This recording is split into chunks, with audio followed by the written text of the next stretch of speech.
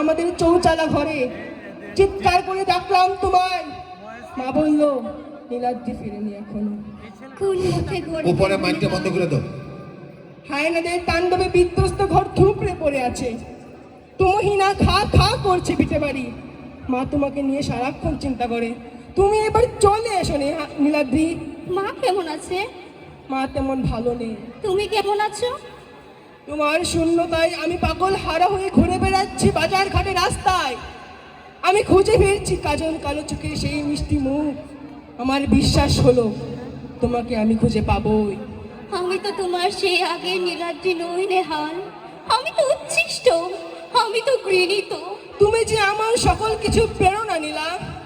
তোমার সেদিনের সেই কথাটি অনেক মনে পড়ে। তুমি বলেছিলে যদি পারো যুদ্ধে যাও, অস্ত্র হাতে নাও। আমি এমন জঘন্য পরিস্থিতির শিকার হয়েছি, তা জেনেও তুমি আমাকে খুঁজছো, তা জেনেও তুমি আমাকে মেনে নিতে চাচ্ছ নেহাল।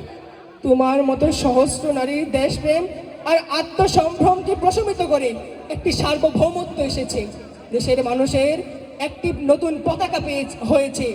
এ দেশ, এ জাতি তোমাদেরকে সাধুবাদ জানিয়েছে। তোমাদের অবদান, তোমাদের ভূমিকা কখনো ভোলার মতো নয় নীলাদ্রি। তারপরও একটা কথা থেকেই যায়। আর কোনো কথা নয় নীলাদ্রি, ঘরে চলো। আমরা এখন স্বাধীন, শান্তির নীড়ে মধুময় জীবন কাটাবো। স্বাধীনতার অমৃত সুধা পান করে মুক্ত বিহঙ্গের মতো দুজন ঘুরে বেড়াবো।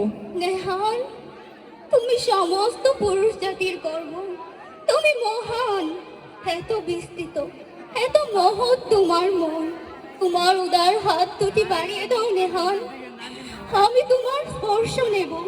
তোমার দেশপ্রেম আর মহানুভবতায় আমি ধন্য হয়েছি নেহাল, আমি ধন্য হয়েছি, ধন্যবাদ। আমি ধন্য হয়েছি। ধন্যবাদ।